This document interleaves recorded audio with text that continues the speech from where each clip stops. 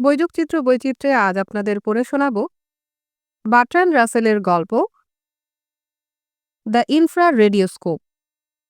এটি বাংলায় অনুবাদ করেছেন অজিত কৃষ্ণ বসু। লেডি মিলিসেন্ট পিন্টার্ট বন্ধুমহলে যিনি সুন্দরী মিলিসেন্ট নামেই পরিচিত, তার শৌখিন নিভৃত কক্ষে একা আরাম কেদারায় বসেছিলেন। সে কক্ষের সবগুলো চেয়ার আর সোফাই নরম, বিজলি বাতি ও আবরণ দিয়ে মৃদু করা। তার পাশে একটা ছোট টেবিলের ওপর দাঁড়িয়েছিল একটি ঘাগরা পরা বড় পুতুল। দেয়ালগুলো ঢাকা ছিল জল রঙের ছবি দিয়ে, প্রত্যেকটি ছবিতে নাম স্বাক্ষর করা মিলিসেন্ট। ছবিগুলি আলপ্পস পাহাড়, ভূমধ্য সাগরের ইতালীয় উপকূল, গ্রিসের দ্বীপপুঞ্জ এবং টেনেরিফ দ্বীপের নয়নাভিরাম প্রাকৃতিক দৃশ্যের। আরেকটি জল রঙের ছবি ছিল তার হাতে। তিনি সেটাকে খুব যত্ন করে খুঁটিয়ে দেখছিলেন। অবশেষে তিনি পুতুলটির দিকে হাত বাড়িয়ে একটি বোতাম টিপলেন। পুতুলটির মাঝখানে ফাঁক হয়ে গেল। দেখা গেল ভেতরে রয়েছে একটা টেলিফোন। তিনি রিসিভারটি তুলে নিলেন। সেই তোলার ভঙ্গিতে তার স্বভাবসুলভ মাধুর্য ফুটে উঠলেও তাতে একটু যেন উত্তেজনার ভাব দেখা যাচ্ছিল, যা থেকে মনে হচ্ছিল তিনি এইমাত্র একটি গুরুত্বপূর্ণ সিদ্ধান্তে উপনীত হয়েছেন। তিনি একটি নম্বর চাইলেন এবং সেটি পেয়েই বললেন, আমি স্যার বালবাসের সঙ্গে কথা বলতে চাই। স্যার বালবাস ফ্রুটিগার সারা পৃথিবীতে খ্যাত ছিলেন ডেইলি লাইটনিং নামে দৈনিক কাগজটি সম্পাদক রূপে। শাসনভার যে রাজনৈতিক দলের হাতেই থাকুক না কেন, তিনি সর্বদাই আমাদের দেশের ক্ষমতাবান ব্যক্তিদের মধ্যে অন্যতম বলে পরিগণিত হতেন। জনসাধারণ থেকে তাকে আড়াল করে রাখতেন একজন সেক্রেটারি এবং 6 জন সেক্রেটারির সেক্রেটারি। খুব অল্প লোকই তাকে ফোনে ডাকতে সাহস পেতেন। এই খুব অল্পদের ভেতরও একটি অতি সূক্ষ্ম অংশই ফোনে তার কাছে পৌঁছতে পারতেন। নিশাযোগে তিনি যে কাজকর্মে ব্যস্ত থাকতেন তা এত মূল্যবান যে তিনি কোনো রকমের ব্যাঘাত চাইতেন না। পাঠকদের শান্তিভঙ্গ করবার নানা রকম পরিকল্পনা উদ্ভাবনে মাথা খাটাবার সময় তিনি নিজের শান্তির কোনো রকম ব্যাঘাত ঘটতে দেবেন না, এই ছিল তার নীতি। কিন্তু আত্মরক্ষার জন্য গড়া এই বেষ্টনী সত্ত্বেও তিনি লেডি মিলিসেন্টের ডাকে সঙ্গে সঙ্গে সাড়া দিলেন। বললেন, কি খবর লেডি মিলিসেন্ট? সবকিছু তৈরি? বলে লেডি মিলিসেন্ট যথাস্থানে রিসিভার রেখে দিলেন। এই ছোট্ট কয়েকটি কথার আগে রয়েছে অনেক প্রস্তুতির ইতিহাস। সুন্দরী মিলিসেন্টের স্বামী স্যার থিওফিলাস পিন্টার্ট ছিলেন অর্থনৈতিক জগতের নেতৃস্থানীয় একজন অসামান্য ধনী, কিন্তু তার দুঃখ ছিল পৃথিবীতে এখনও তার সমকক্ষ প্রতিদ্বন্দ্বী রয়ে গেছে, যাদের উপর আধিপত্য করতে পারলে তিনি খুশি হতেন। তখনও এমন অনেকে ছিলেন যারা তার সঙ্গে সমানে সমানে দাঁড়াতে পারতেন এবং টাকার লড়াইতে তাদের কেউ কেউ হয়তো জিতেও যেতে পারতেন। তার চরিত্রটি ছিল নেপোলিয়নের মতো। তিনি খুঁজতেন এমন উপায় যার দ্বারা তার শ্রেষ্ঠত্ব অবিসম্বাদিত এবং প্রশ্নাতীতভাবে প্রতিষ্ঠিত হতে পারে। তিনি বুঝেছিলেন যে অর্থের শক্তি বর্তমান পৃথিবীতে একমাত্র বড় শক্তি নয়, এবং ভেবে দেখেছিলেন আরও 3টি মহাশক্তি রয়েছে, যথা সংবাদপত্র, বিজ্ঞাপন এবং, যদিও তার সমপেশধারীরা এ শক্তিকে প্রায়ই ছোট করে দেখেন, বিজ্ঞান। তিনি এই সিদ্ধান্তে উপনীত হলেন যে বিজয়ী হতে হলে ঘটাতে হবে এই 4টি শক্তির সমবায়। এই উদ্দেশ্য নিয়েই তিনি 4 জনের একটি গুপ্ত গোষ্ঠী গঠন করলেন। এই গোষ্ঠীর চেয়ারম্যান তিনি নিজে। ক্ষমতায় এবং মর্যাদায় তারপরই হলেন স্যার বালবাস ফ্রুটিগার, যার নীতি ছিল জনসাধারণ যা চায় তাদের তাই দাও। তার খবরের কাগজগুলো সবই এই নীতি অনুসারে পরিচালিত। এই গোষ্ঠীর 3 নম্বর সদস্য বিজ্ঞাপন জগতের একচ্ছত্র অধিপতি স্যার পাবলিয়াস হার্পার। যারা সাময়িক হলেও বাধ্যতামূলক আলস্যে লিফটে ওঠানামা করত, তারা ভাবত আর কিছু করবার থাকে না বলে তারা যাদের বিজ্ঞাপন পড়ে সেই বিজ্ঞাপনদাতারা পরস্পরের প্রতিদ্বন্দ্বী। কিন্তু তাদের এ ধারণা ভুল। সমস্ত বিজ্ঞাপন এসে জমা হতো একটি কেন্দ্রীয় ভাণ্ডারে, এবং সেখান থেকে কোনো বিজ্ঞাপন কোথায় যাবে তা ঠিক করে দিতেন স্যার পাবলিয়াস হার্পার। তার যদি ইচ্ছা হতো আপনার তৈরি দাঁতের মাজন বিজ্ঞাপিত হবে, তাহলে তা বিজ্ঞাপিত হতো। যদি তার ইচ্ছা না হতো, তাহলে তা যতই ভালো হোক না কেন অজানাই থেকে যেত। ব্যবহারের বিভিন্ন জিনিস সুপারিশ করার বদলে যারা তৈরি করার মতো বোকামি করতেন, তাদের সৌভাগ্যবান করা বা পথে বসাবার ক্ষমতা ছিল তার হাতের মুঠোয়। স্যার বালবাসের প্রতি স্যার পাবলিয়াসের এক ধরনের করুণা মিশ্রিত ঘৃণা ছিল। তার ধারণা ছিল স্যার বালবাসের নীতিটি অত্যন্ত বেশি রকম বিনীত হুকুম ধরনের। স্যার পাবলিয়াসের নীতি ছিল, তুমি যা দিতে পারো জনসাধারণকে দিয়ে তাই চাওয়াও। এই ব্যাপারে তিনি বিস্ময়কর সাফল্য অর্জন করেছিলেন। অনেক অতি বাজে শ্রেণীর মত অতি প্রচুর পরিমাণে বিক্রি হতো, কারণ তিনি যখন সাধারণকে বলতেন যে এই মতগুলো উপাদেয়, তার কথা অবিশ্বাস করবার মতো সাহস হতো না সাধারণ মানুষের। যেখানে হোটেলগুলো নোংরা, যাত্রীনিবাসগুলো মলিন এবং সমুদ্রও পূর্ণ জোয়ারের সময় ছাড়া সর্বদাই কর্দমাক্ত, সমুদ্র উপকূলের এহেন জায়গাগুলিও স্যার পাবলিয়াসের কার্যকলাপের ফলে ওজন, উত্তাল সমুদ্র এবং অতলান্তিকের স্বাস্থ্যপদ বাতাসের জন্য বিখ্যাত হয়ে উঠল। সাধারণ নির্বাচনের সময় রাজনৈতিক দলগুলো এর প্রতিষ্ঠানের কর্মীদের উদ্ভাবনী প্রতিভার স্মরণ নিতেন। কমিউনিস্ট ছাড়া অন্য যে কোনো দল তার দাবি মতো দাম দিতে পারলেই এই প্রতিভার সহায়তা পেতেন।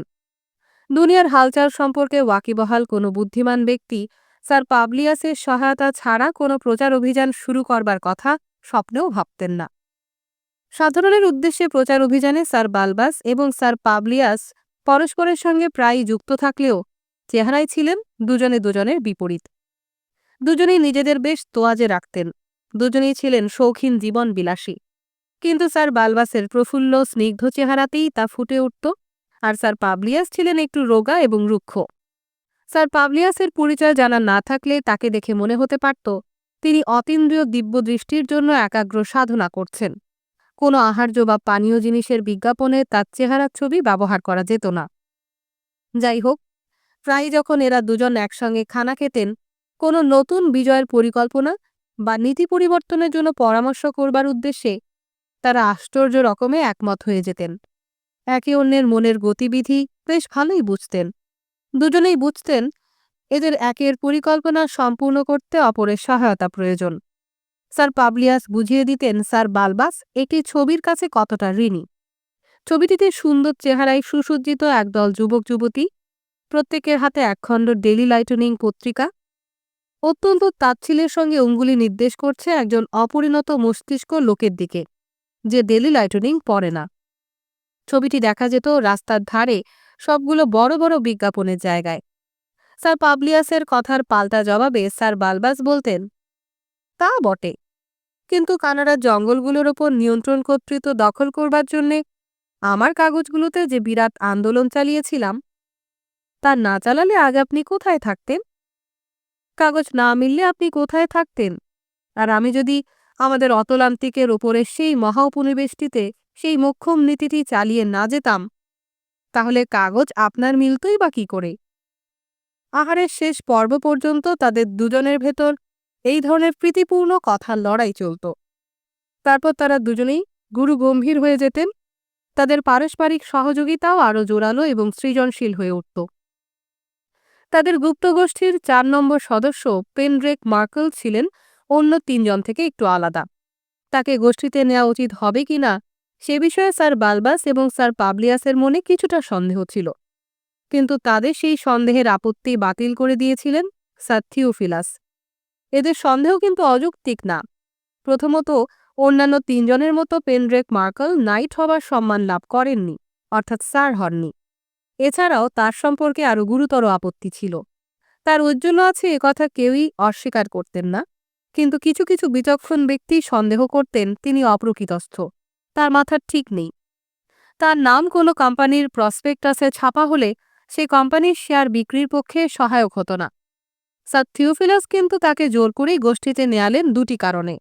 অদ্ভুত ধরনের আবিষ্কারে তার মস্তিষ্কের উর্বরতা ছিল অসামান্য, এবং অন্যান্য বিজ্ঞানীদের মতো তার মনে কোনো রকম নৈতিক খুঁতখুঁতে বাতিকের বালাই ছিল না।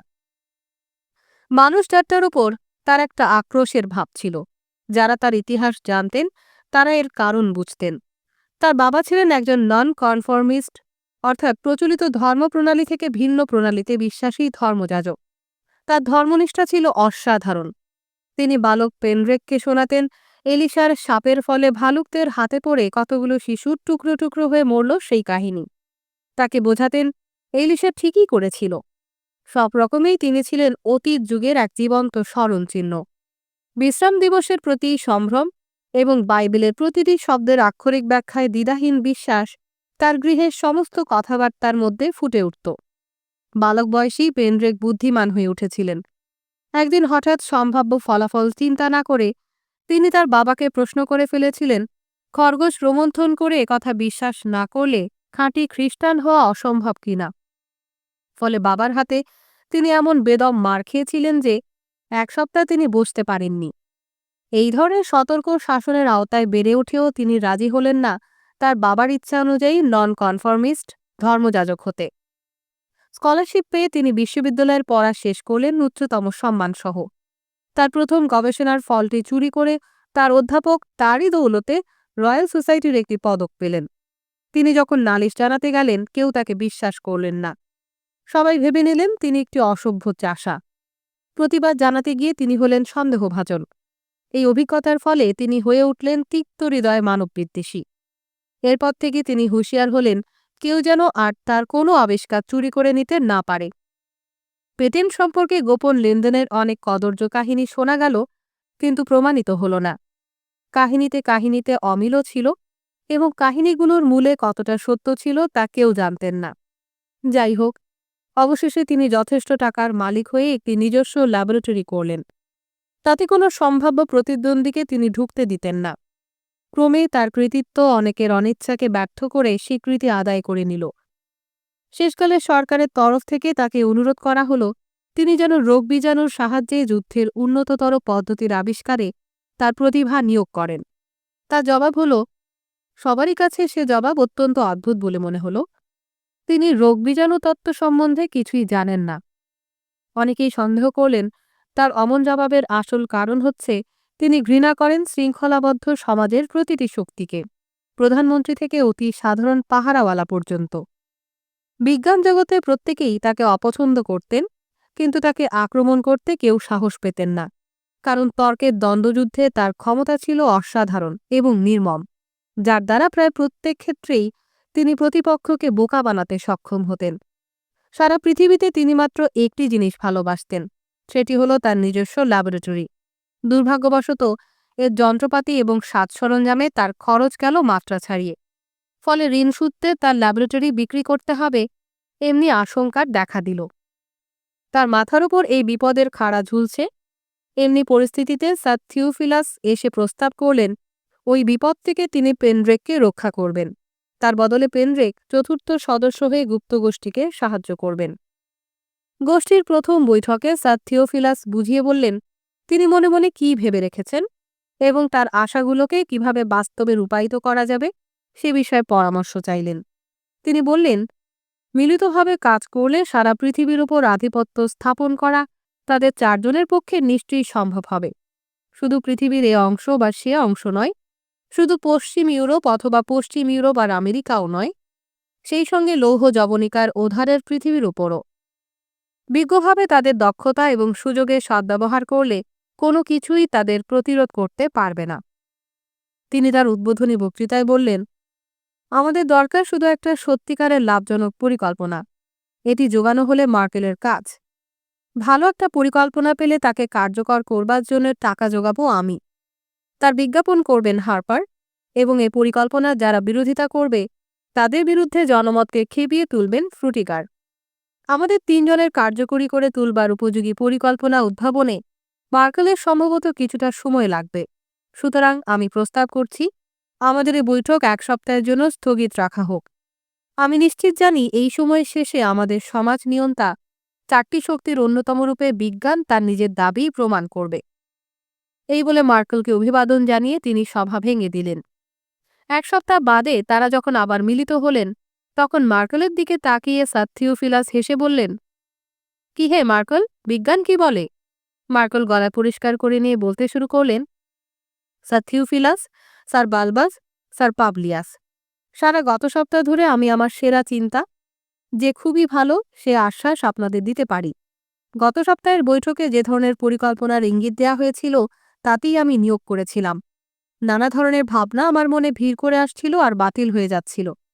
নিউক্লিয়ার শক্তির নানা বিভীষিকার কথা শুনতে শুনতে জনগণ হদ্দ হয়ে গেছে। আমি ভেবে দেখলাম এই বিষয়টাই হয়ে গেছে ভয়ানক সেকেলে একঘেয়ে।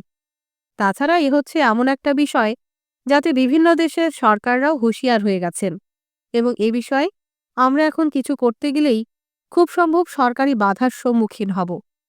এরপর আমি চিন্তা করলাম বীজাণু তত্ত্বের সাহায্যে কি করা যেতে পারে। আমি ভাবলাম সমস্ত রাষ্ট্রের প্রধানদের জলাতঙ্ক রোগ দেয়া যেতে পারে, কিন্তু তাতে আমাদের কি লাভ হবে সেটা খুব স্পষ্ট নয়। তাছাড়া তাদের মধ্যে একজন তার রোগ নির্মিত হওয়ার আগেই আমাদের একজনকেই কামড়ে বসতে পারে। তারপর অবশ্য একটা পরিকল্পনা ছিল যে পৃথিবীর এমন একটি উপগ্রহ তৈরি করা হবে যেটা ৩ দিনে একবার করে পৃথিবী প্রদক্ষিণ করবে। তাতে একটি ঘড়ি যন্ত্রে এমনভাবে সময় ঠিক করে দম দেয়া থাকবে যে উপগ্রহটি যখন রাশিয়ার ক্রেমলিন প্রাসাদের পাশ দিয়ে যাবে তখনই তার ওপর গুলি চালাবে। কিন্তু এ হলো বিভিন্ন দেশের সরকারের ব্যাপার। আমাদের থাকতে হবে এসব লড়াই ঝগড়ার ঊর্ধ্বে। পূব আর পশ্চিমের ঝগড়ায় আমরা কোনো দিকেই যোগ দেব না। এটা আমাদের নিশ্চিত করতে হবে যে যাই ঘটুক না কেন আমরাই যেন থাকি সবার ওপর। সেজন্যই এমন সব পরিকল্পনাই বাতিল করে দিলাম যাতে আমাদের নিরপেক্ষতা বজায় থাকে না।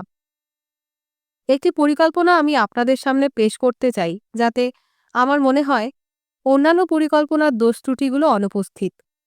সম্প্রতি কয়েক বছর ধরে জনসাধারণ ইনফ্রারেড ফটোগ্রাফি সম্বন্ধে শুনেছে। জনসাধারণ অন্যান্য সমস্ত বিষয়ে যেমন অজ্ঞ, এই বিষয়েও তেমনি। তাদের এই অজ্ঞতার সুযোগ নিয়ে আমরা লাভবান হব না কেন, তার কোনো যুক্তিযুক্ত কারণ আমি দেখছি না। আমার প্রস্তাব হচ্ছে আমরা একটা যন্ত্র আবিষ্কার করব, তার নাম হবে ইনফ্রারেডিওস্কোপ। আমরা জনসাধারণকে বোঝাবো যে এই যন্ত্রটিতে ইনফ্রারেড রশ্মির সাহায্যে এমন সব জিনিসের ফটোগ্রাফ উঠবে যা অন্য কোনো উপায়েই দৃশ্য নয়। যন্ত্রটি হবে অত্যন্ত সূক্ষ্ম এবং খুব সতর্কভাবে ব্যবহৃত না হলে সহজেই বিকল হয়ে যাবার মতো। যাদের উপর আমাদের কর্তৃত্ব চলে না তাদের হাতে পড়লেই যন্ত্রটি বিকল হয়ে যাবে। এ বিষয়ে আমরা যত্নবান হব। ওই যন্ত্রটি দিয়ে কি দেখা যাবে তা আমরাই ঠিক করে দেব, এবং আমার মনে হয় আমাদের মিলিত প্রচেষ্টার ফলে অবস্থা এমন দাঁড়াবে যে এই যন্ত্রের চোখে যা ধরা পড়ছে বলে আমরা প্রচার করব, সারা পৃথিবীর লোক তাই বিশ্বাস করবে। আপনারা যদি আমার পরিকল্পনা গ্রহণ করেন তাহলে আমি যন্ত্রটা তৈরি করবার ভার নেব, কিন্তু কিভাবে এটাকে কাজে লাগাবেন সেটা ঠিক করবেন স্যার বালবাস এবং স্যার পাবলিয়াস। এরা দুজনেই পেনড্রেক মার্কলের কথাটা বেশ মন দিয়ে শুনছিলেন। দুজনেই এর মতলবগুলি বেশ উৎসাহের সঙ্গে গ্রহণ করেছিলেন। দুজনেই দেখেছিলেন এই পরিকল্পনায় রয়েছে তাদের দক্ষতা কাজে লাগাবার অসামান্য সম্ভাবনা। স্যার বালবাস বললেন, এই যন্ত্রটি কি প্রকাশ করবে তা আমি জানি। যন্ত্রটি প্রকাশ করবে মঙ্গল গ্রহ থেকে এমন ভয়ঙ্কর প্রাণীদের এই পৃথিবীর ওপর গুপ্ত আক্রমণ অভিযান। আমাদের যন্ত্র না থাকলে যাদের অদৃশ্য সেনাবাহিনীর জয়লাভ নিশ্চিত। আমি আমার সবগুলো খবরের কাগজে এই ভীষণ বিপদ সম্পর্কে জনগণকে সচেতন করে তুলব। তাদের ভেতর লক্ষ লক্ষ লোক এই যন্ত্র কিনবে। স্যার থিওফিলাসের ফলে যে অর্থ সম্পদের মালিক হবেন, অত অর্থ কোনো একজনের হাতে কখনো সঞ্চিত হয়নি। আমার খবরের কাগজ অন্য সব কাগজের চাইতে বেশি বিক্রি হবে, এবং এমন দিন শিগগিরই আসবে যখন আমার কাগজ ছাড়া পৃথিবীতে অন্য কোনো কাগজই থাকবে না। এই অভিযানে বন্ধুবর পাবলিয়াসও কিছু কম যাবেন না। তিনি প্রত্যেকটি বড় বিজ্ঞাপনের জায়গা ঢেকে দেবেন সেই ভয়ঙ্কর জীবগুলো ছবি দিয়ে। ছবির তলায় লেখা থাকবে, আপনি কি এদের দ্বারা বিতাড়িত হয়ে সবকিছু হারাতে চান? এছাড়াও সবগুলো বড় রাস্তার ধারে ধারে, স্টেশনে এবং আরও যেসব জায়গায় লোকেরা এ ধরনের জিনিসের দিকে তাকিয়ে দেখবার অবসর পাবে, সেখানে তিনি ব্যবস্থা করবেন বিরাট বিরাট হরফে বিজ্ঞপ্তি টাঙিয়ে দিতে, যাতে বলা হবে, পৃথিবীর অধিবাসী বৃন্দ, তোমাদের সিদ্ধান্ত গ্রহণের সময় এসেছে। জেগে ওঠো তোমরা লক্ষ লক্ষ মানুষ, এই মহাজাগতিক বিপদে ভীত হয়েও না। সাহসেরই জয় হবে, যেমন হয়ে এসেছে আদিমানব আদমের সময় থেকে। একটি ইনফ্রা রেডিওস্কোপ কিনে প্রস্তুত হও। এইখানে স্যার থিওফিলাস একটু বাধা দিলেন। তিনি বললেন, পরিকল্পনাটা ভালো, এতে এখন একটি জিনিস বাকি রইল। সেটি হচ্ছে মঙ্গল গ্রহের বাসিন্দার এমন একটা ভয়ঙ্কর ছবি যা দেখে সত্যি সত্যি আতঙ্ক উপস্থিত হয়। আপনারা সবাই লেডি মিলিসেন্টকে জানেন, কিন্তু শুধু তার কল্পনীয় গুণাবলীর সঙ্গেই আপনারা পরিচিত। তার স্বামীরূপে আমি তার কল্পনার এমন কতগুলো বৈচিত্র্যের কথা জানতে পেরেছি যা অধিকাংশ লোকেরই অজ্ঞাত। আপনারা জানেন, জলরঙে ছবি আঁকতে তিনি সুপুটু। তিনি মঙ্গল গ্রহবাসীর একটি জলরঙা ছবি আঁকুন এবং তার ছবির ফটোগ্রাফ ভিত্তি করেই আমাদের অভিযান চালু হোক। অন্য সবাইকে প্রথমে একটু সন্দিহান দেখা গেল। লেডি মিলিসেন্টকে তারা দেখেছিলেন একজন কোমল স্বভাবের, হয়তোবা স্বল্পবুদ্ধি মহিলা রূপে। এমন একটা ভয়ঙ্কর অভিযানে অংশগ্রহণ করবার মতো মানুষ বলে তাকে ভাবতে পারেননি। কিছুক্ষণ বিতর্কের পর ঠিক হলো তাকে চেষ্টা করে দেখতে দেয়া হবে, এবং তার আঁকা ছবি মিস্টার মার্কেল যথেষ্ট ভয়ঙ্কর বলে মনে করলে পর স্যার বালবাসকে জানানো হবে যে অভিযান শুরু করবার জন্য সবকিছু তৈরি। এই মহা গুরুত্বপূর্ণ বৈঠক থেকে বাড়ি ফিরে স্যার থিওফিলাস সুন্দরী মিলিসেন্টকে বোঝাতে বসলেন তিনি কি চান। তিনি এই অভিযানের বিশদ বিবরণ তার কাছে তুলে ধরলেন না, কারণ স্ত্রীলোককে বিশ্বাস করে কোনো গোপন কথা বলতে নেই, এই নীতিতে তিনি বিশ্বাসী ছিলেন। তিনি শুধু বললেন কতগুলো ভয়ঙ্কর চেহারার কাল্পনিক জীবের ছবি তিনি চান। ছবিগুলো তিনি ব্যবসায় যেভাবে কাজে লাগাবেন তা মিলিসেন্টের বুঝতে পারা শক্ত হবে। লেডি মিলিসেন্ট ছিলেন বয়সে স্যার থিওফিলাসের চাইতে অনেক ছোট। পড়তি অবস্থার একটি সম্ভ্রান্ত পরিবারের মেয়ে তিনি। তার বাবা একজন দরিদ্র দশায় পতিত আর্ল ছিলেন রানী এলিজাবেথের যুগের একটি পল্লী ভবনের মালিক। এই ভবনটির প্রতি গভীর আকর্ষণ তিনি পুরুষানুক্রমে পেয়েছিলেন।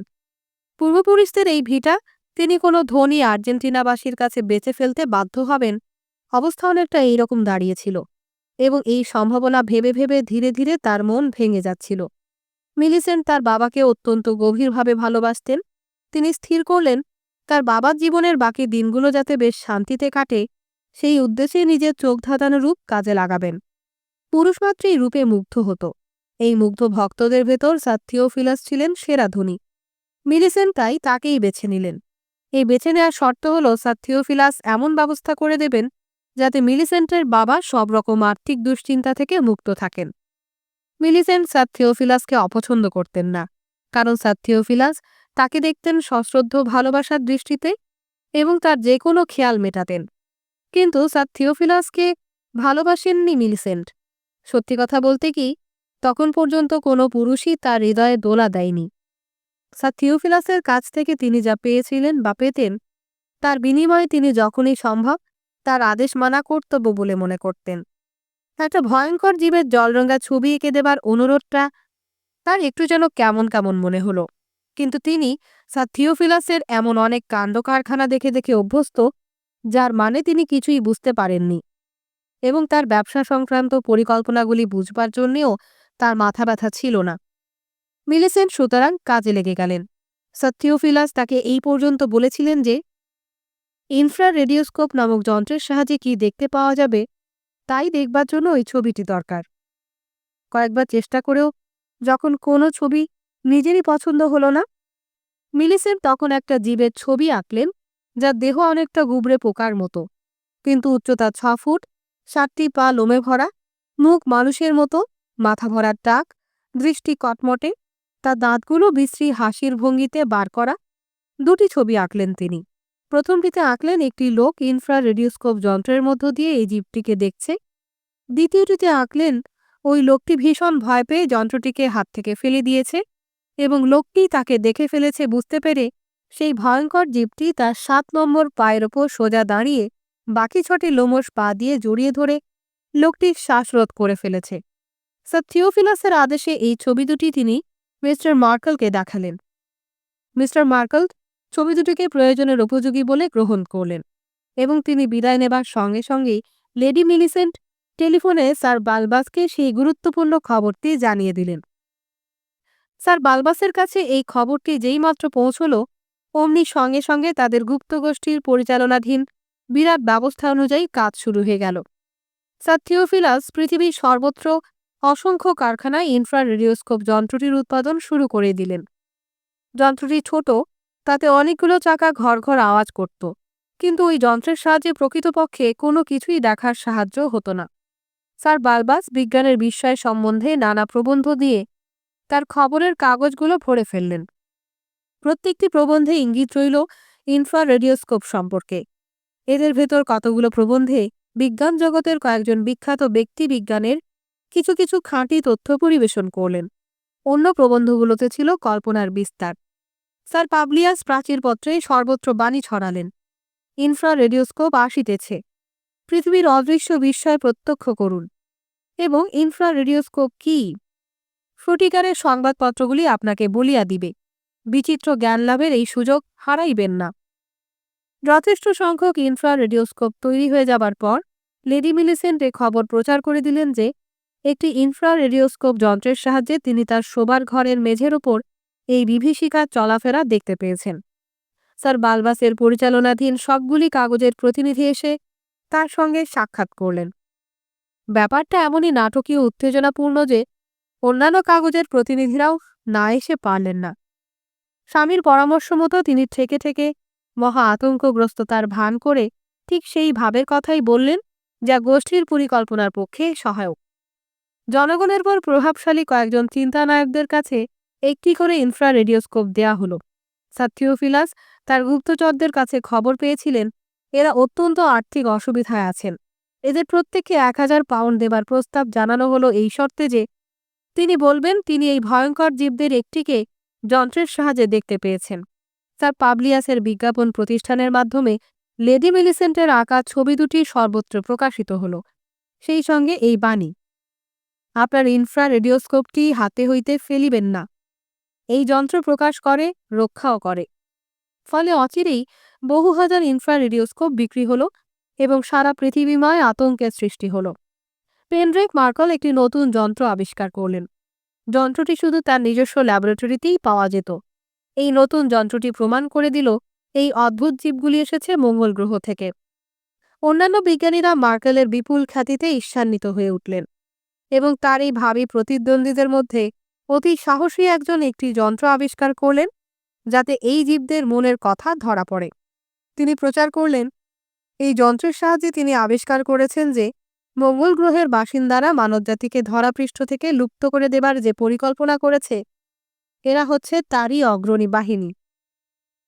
প্রথম দিকে যারা যন্ত্রটা কিনেছিলেন তারা প্রথম নালিশ করেছিলেন যে এই যন্ত্রের মধ্য দিয়ে তারা কিছুই দেখতে পাননি, কিন্তু স্বাভাবিক কারণেই তাদের মন্তব্যগুলো স্যার বালবাসের পরিচালিত কোনো কাগজেই ছাপা হয়নি।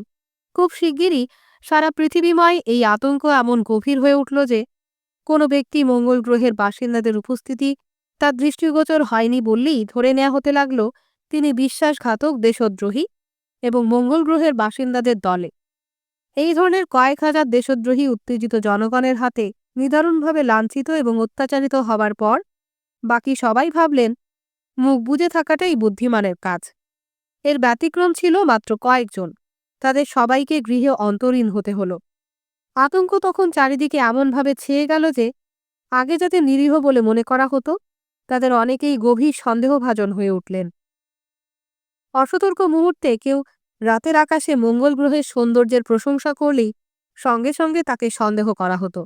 যেসব জ্যোতির্বিদ মঙ্গল গ্রহ সম্বন্ধে বিশেষভাবে চর্চা করেছিলেন তাদের সবাইকে অন্তরীণ করা হলো। তাদের ভেতর যারা মঙ্গল গ্রহে জীবন নেই বলে মত প্রকাশ করেছিলেন তাদের দীর্ঘমেয়াদী কারাদণ্ডে দণ্ডিত করা হলো। যাই হোক, কিছু কিছু লোক ছিলেন যারা আতঙ্কের এই হিড়িকের প্রথম দিকে মঙ্গল গ্রহের প্রতি বন্ধুভাবাপন্ন ছিলেন।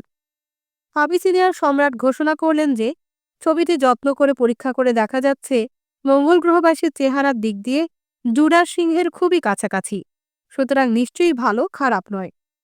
তিব্বতীয়রা বললেন প্রাচীন গ্রন্থাদি পাঠ করে দেখা যাচ্ছে মঙ্গল গ্রহ থেকে আবির্ভূত আগন্তুক একজন বোধিসত্ত্ব অবতীর্ণ হয়েছেন বিধর্মী চীনাদের কবল থেকে তাদের মুক্ত করতে। পেরু দেশের ইন্ডিয়ানরা আবার নতুন করে সূর্যের উপাসনার প্রবর্তন করলেন এবং বুঝিয়ে দিলেন মঙ্গল গ্রহ যখন সূর্যেরই আলোকে উজ্জ্বল তখন মঙ্গল গ্রহকেও শ্রদ্ধা করতে হবে। যখন মন্তব্য করা হলো মঙ্গল গ্রহবাসীরা হত্যাকাণ্ড চালাতে পারে, তারা বললেন সূর্য উপাসনায় তো সর্বদাই নরবলির চালু ছিল, সুতরাং খাঁটি সূর্যভক্তদের এতে অসন্তুষ্টির কারণ ঘটবে না।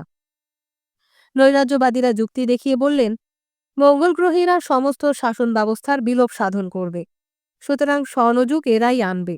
শান্তিবাদীরা বললেন এদের সম্মুখীন হতে হবে হৃদয়ে প্রেম নিয়ে। প্রেম যদি যথেষ্ট জোরালো হয় তাহলে সেই প্রেমের জোরেই ওদের মুখের ওই বিশ্রী ভঙ্গিটা দূর হয়ে যাবে। এই কয়টি বিভিন্ন দলের লোকেরা যে যে জায়গায় সংখ্যায় ভারী ছিলেন সেখানে অল্প কিছুদিনের জন্য নিরাপদ রইলেন, কিন্তু তাদের দুরবস্থা শুরু হলো যখন কমিউনিস্ট জগৎকেও মঙ্গল গ্রহ বিরোধী অভিযানের অন্তর্ভুক্ত করা হলো। গুপ্তগোষ্ঠী বেশ দক্ষতার সঙ্গে এটা সম্ভব করলেন। এরা প্রথমে ধরলেন পাশ্চাত্য জগতের কয়েকজন বিজ্ঞানীকে, যারা সোভিয়েত সরকারের প্রতি বন্ধুভাব পোষণ করেন বলে জানা ছিল। তাদের কাছে এরা খোলাখুলি বললেন এই অভিযানটি কিভাবে পরিচালিত হয়েছে। বুঝিয়ে বললেন মঙ্গল গ্রহবাসীদের ভয়ের ভিত্তিতে প্রাচ্য এবং পাশ্চাত্যের ঐক্য স্থাপিত হতে পারে। এরা এই কমিউনিজমে বিশ্বাসী বৈজ্ঞানিকদেরও এও বিশ্বাস করাতে সক্ষম হলেন প্রাচ্যে পাশ্চাত্যে লড়াই লাগলে প্রাচ্যের পরাজিত হওয়ার প্রচুর সম্ভাবনা রয়েছে। সুতরাং তৃতীয় মহাযুদ্ধ নিবারণের যে কোনো উপায়কেই কমিউনিস্টদের সাহায্য করা উচিত। এরা এও বুঝিয়ে দিলেন যে মঙ্গল গ্রহবাসীদের সম্পর্কে ভীতি তাহলেই প্রাচ্যে পাশ্চাত্যে মিলন ঘটাতে পারবে যদি প্রাচ্য এবং পাশ্চাত্য প্রত্যেক দেশের শাসন কর্তৃপক্ষ বিশ্বাস করেন যে মঙ্গল গ্রহবাসীরা পৃথিবী আক্রমণ করবে। কমিউনিজমে বিশ্বাসী বৈজ্ঞানিকবৃন্দ এদের এই যুক্তিগুলো শুনে অনিচ্ছা সত্ত্বেও রাজি হতে বাধ্য হলেন, কারণ এরা ছিলেন বাস্তববাদী এবং এর চাইতে জীবন্ত বাস্তব আর কী হতে পারে। তাছাড়া দাম্ভিক জড়বাদ যা দাবি করে এ হয়তো ঠিক সেই সমন্বয়। সুতরাং তারা রাজি হয়ে কথা দিলেন পুরো ব্যাপারটাই যে ধাপ্পা, এই সত্যটা তারা সোভিয়েত সরকারের কাছে প্রকাশ করবেন না। সোভিয়েত সরকারকে তার আপন স্বার্থেই তারা ঘৃণ্য পুঁজিপতিদের দ্বারা তাদের পুঁজিবাদী স্বার্থসিদ্ধির উদ্দেশ্যে ষড়যন্ত্র করে সাজানো এই মিথ্যাকে সত্য বলে বিশ্বাস করতে দেবেন, যেহেতু এতে শেষ পর্যন্ত প্রকারান্তরে মানবজাতির মঙ্গলই হবে। কারণ যথাকালে যখন এই ধাপ্পার রহস্য ফাঁস হয়ে যাবে তখন তার ব্যাপক প্রতিক্রিয়ার ফলে সারা পৃথিবী ঝুঁকে পড়বে মস্কোর দিকে। এই যুক্তিতে পূর্ণ বিশ্বাসী হয়ে তারা মস্কোকে জানিয়ে দিলেন মানবজাতির আসন্ন ধ্বংসের সম্ভাবনা এবং মনে করিয়ে দিলেন যে আক্রমণকারী মঙ্গল গ্রহবাসীরা যে কমিউনিস্ট এমন কথা মনে করবার কোনো কারণ নেই। তাদের এই বিবৃতির ওপর নির্ভর করে কিছুকাল ইতস্তত করে মস্কো সরকার মঙ্গল গ্রহ বিরোধী অভিযানে পশ্চিমী শক্তিপুঞ্জের সঙ্গে যোগদানের সিদ্ধান্ত নিলেন। তখন থেকে আবিসিনিয়া, তিব্বত এবং পেরু নিবাসীরা, নৈরাজ্যবাদীরা এবং শান্তিবাদীরা আর স্বস্তির অবকাশ পেলেন না। এদের কতক নিহত হলেন, কতকের ওপর চাপানো হলো বাধ্যতামূলক শ্রমের বোঝা, কতক তাদের পূর্বমত পরিত্যাগ করলেন এবং অল্পদিনের ভেতরই পৃথিবীর কোথাও মঙ্গল গ্রহ বিরোধী অভিযানের প্রকাশ্য প্রতিবাদ করবার কেউ রইল না। কিন্তু সাধারণের মনে ভয় শুধু মঙ্গল গ্রহবাসীদের সম্পর্কেই সীমিত রইল না, ভয় জেগে রইল তাদের নিজেদের ভেতর বিশ্বাসঘাতকদের সম্পর্কেও। প্রচার এবং প্রোপাগান্ডা সংগঠনের জন্য যুক্ত জাতিসংঘের একটি সম্মেলন আহ্বান করা হলো। অন্যান্য গ্রহের বাসিন্দা থেকে পৃথিবীর বাসিন্দাদের আলাদা করে বোঝাবার জন্য একটা বিশেষ শব্দের প্রয়োজন অনুভূত হলো। পার্থিব শব্দটি জুৎসই মনে হলো না, মর্তীয় শব্দটিও যথেষ্ট বলে মনে হলো না, কারণ শব্দটির বিপরীতার্থক শব্দ হচ্ছে স্বর্গীয়। জাগতিকও সুবিধাজনক মনে হলো না। অবশেষে বহু আলোচনার পর এ আলোচনায় সবচেয়ে বেশি কৃতিত্ব দেখালেন দক্ষিণ আমেরিকার বাসিন্দারা। টেলুরীয় শব্দটি অধিকাংশের সম্মতিক্রমে গৃহীত হল। যুক্ত জাতিসংঘ তখন একটি কমিটি নিযুক্ত করলেন অটেলুরীয় কার্যাবলী দমনের জন্য।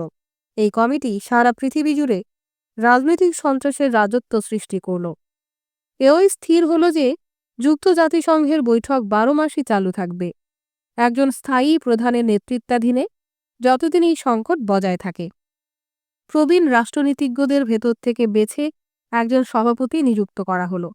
তিনি বিপুল মর্যাদা এবং বিরাট অভিজ্ঞতার অধিকারী, দলাদলি লড়াই থেকে সম্পূর্ণ মুক্ত এবং গত দুটি বিশ্বযুদ্ধের অভিজ্ঞতার দৌলতে তিনি আরও ভয়ঙ্কর আসন্ন যুদ্ধের জন্যে বেশ ভালোভাবেই তৈরি ছিলেন। তিনি কর্তব্যের আহ্বানে সাড়া দিয়ে তার উদ্বোধনী বক্তৃতায় বললেন, বন্ধুরা, পৃথিবীবাসীরা, টেলুরীয়রা, যারা আজ আগেকার যে কোনো সময়ের চাইতে অনেক বেশি একতাবদ্ধ, আজ আমি এই মহা গুরুত্বপূর্ণ পরিস্থিতিতে আপনাদের সম্বোধন করে কিছু বলতে চাইছি। আগেকার মতো বিশ্ব শান্তির বিষয় নয়, তার চাইতে অনেক বেশি জরুরি, অনেক বেশি গুরুত্বপূর্ণ বিষয়টি হচ্ছে এই পৃথিবীর বুকে আমাদের মানব জাতির অস্তিত্ব, মানবিক মূল্যবোধ, সুখ দুঃখ, আশা নিরাশা বজায় রাখা। আমি বলতে চাই আমাদের মানব জীবন রক্ষা করতে হবে মহাশূন্য পথে ভেসে আসা এক জানি না কিসের জন্য এবং কী ধরনের ভীষণ আক্রমণ থেকে, যে সম্বন্ধে আমাদের চোখ খুলে দিয়েছে আমাদের সেই বিজ্ঞানীদের বিস্ময়কর দক্ষতা, যারা আমাদের দেখিয়ে দিয়েছেন ইনফ্রা রেডিয়েশনের সাহায্যে কী দেখতে পাওয়া যায়, যারা আমাদের দৃষ্টিগোচর করে দিয়েছেন সেই অদ্ভুত, ঘৃণ্য এবং ভয়ঙ্কর জীবগুলিকে যারা আমাদেরই বাড়ির মেঝের ওপর হামাগুড়ি দিয়ে ঘুরে বেড়ায়, কিন্তু এই অত্যাশ্চর্য যন্ত্রের সাহায্য ছাড়া এদের একেবারেই দেখতে পাওয়া যায় না। এরা শুধু আমাদের বাড়ির ভেতরে ঘুরেই বেড়ায় না, আমাদের ভেতর অনেক দূষিত জিনিস সংক্রামিত করে দেয়, আমাদের চিন্তা পর্যন্ত দূষিত করে, যার ফলে আমাদের নৈতিক জীবনের ভিত্তিই যাবে ধ্বংস হয়ে, এবং আমরা নেমে যাব পশুর স্তরে নয়, কারণ আমাদের পশুরাও আর যাই হোক টেলুরীয়। আমরা নেমে যাব মঙ্গল গ্রহবাসীদের স্তরে, এবং এর চাইতে খারাপ আর কি হতে পারে? এই যে পৃথিবীকে আমরা সবাই ভালোবাসি, এর কোনো ভাষাতেই মঙ্গল গ্রহের চাইতে নীচ জঘন্য শব্দ নেই। আমি আজ আপনাদের সবাইকে আহ্বান জানাচ্ছি, আপনারা কাঁধে কাঁধ লাগিয়ে দাঁড়ান এই মহাসংগ্রামে। এই সংগ্রামই আমাদের পৃথিবীর যা কিছু মূল্যবান তাকে রক্ষা করবে সেই বিদেশি বিকট জীবগুলোর গুপ্ত কৌশলপূর্ণ অপমানজনক আক্রমণ থেকে, যাদের সম্পর্কে আমরা শুধু বলতে পারি যে তারা যেখান থেকে এসেছে সেখানেই তাদের ফিরে যাওয়া উচিত। এই বলে তিনি বসে পড়লেন। তারপর পুরো ৫ মিনিট হাততালির আওয়াজে আর কিছুই শুনতে পাওয়া গেল না। এরপর বক্তৃতা দিলেন যুক্তরাষ্ট্রের প্রতিনিধি। তিনি বললেন, পৃথিবীর সহনাগরিকরা, সাধারণের প্রতি কর্তব্যের খাতিরে যারা বাধ্য হয়েছেন সেই জঘন্য গ্রহটি সম্পর্কে পর্যালোচনা করতে, যার কুবুদ্ধি প্রণোদিত ষড়যন্ত্রের বিরুদ্ধে সংগ্রাম করবার জন্য আমরা সমবেত হয়েছি, তারাই জানেন ওই গ্রহটির উপরিভাগে অদ্ভুত কতগুলো সোজা দাগ আছে, যেগুলোকে জ্যোতির্বিদরা খাল বলে জানেন। যে কোনো অর্থনীতির ছাত্রের কাছে এটা নিশ্চয়ই জলের মতো পরিষ্কার যে এই খালগুলো সামগ্রিক শাসনের ফল। সর্বগ্রাসী সামগ্রিক শাসন চালু না থাকলে মঙ্গল গ্রহে অতগুলো খাল তৈরি হতে পারত না। সুতরাং আমাদের অধিকার আছে, উচ্চতম বিজ্ঞানের প্রমাণ অনুসারে আমরা বিশ্বাস করতে পারি এই আক্রমণকারীরা শুধু আমাদের ব্যক্তিগত জীবনকেই গ্রাস করবে না, আরও ধ্বংস করে ফেলবে সেই জীবনধারা যা আমাদের পূর্বপুরুষেরা চালু করে গেছেন প্রায় ২০০ বছর আগে। সেই জীবনধারাই এতদিন আমাদের বেঁধে রেখেছে ঐক্যবন্ধনে। মনে হচ্ছে সেই ঐক্য ধ্বংস করে দিতেই এগিয়ে আসছে একটি শক্তি, যে শক্তির নাম উল্লেখ করা এ সময় সুবুদ্ধির কাজ হবে না।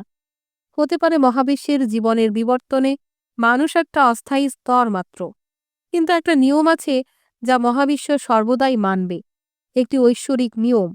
যে নিয়মটি হচ্ছে কর্মপ্রচেষ্টার স্বাধীনতা, যে অমর ঐতিহ্য পাশ্চাত্যই দিয়েছে মানুষকে। যে লাল গ্রহটি এখন আমাদের মহা অকল্যাণ করতে উদ্যত, তাতে এই কর্মপ্রচেষ্টার স্বাধীনতা বহু আগেই লোপ পেয়েছে নিশ্চয়ই, কারণ সেখানে যে খালগুলো আমরা দেখতে পাই সেগুলো কালকের জিনিস নয়। শুধু মানুষের নামে নয়, কর্মপ্রচেষ্টার স্বাধীনতার নামেও আমি এই সভাকে আহ্বান জানাচ্ছি তা শ্রেষ্ঠ দান দিতে, সকল দুঃখ স্বীকার করে, এতটুকু কার্পণ্য না করে, স্বার্থের কথা মোটেই চিন্তা না করে, নিশ্চিত আশা বুকে নিয়েই আমি এই আবেদন জানাচ্ছি এখানে সম্মিলিত অন্য যে যে জাতির প্রতিনিধি রয়েছেন তাদের সকলের কাছে। ঐক্যের বাণী যে শুধু পাশ্চাত্যের তরফ থেকেই ধ্বনিত হলো তা নয়। যুক্তরাষ্ট্রের প্রতিনিধি বসে পড়বার পরেই ভাষণ দিতে উঠলেন সোভিয়েত ইউনিয়নের প্রতিনিধি মিস্টার ব্রোনোভস্কি। তিনি বললেন, সময় এসেছে সংগ্রাম করবার, বক্তৃতা দেবার নয়। আমি যদি বক্তৃতা দিই তাহলে এইমাত্র যে ভাষণ আমরা শুনলাম তার অনেক জিনিসই উড়িয়ে দিতে পারি। জ্যোতির্বিদ্যা হচ্ছে রাশিয়ার বিদ্যা। অন্যান্য দেশের অল্প কিছু লোক এ বিষয়ে একটু আধটু চর্চা করেছে বটে, কিন্তু সোভিয়েত পণ্ডিতেরা দেখিয়ে দিয়েছেন তাদের জ্ঞান কত ফাঁপা, পরের থেকে ধার করা।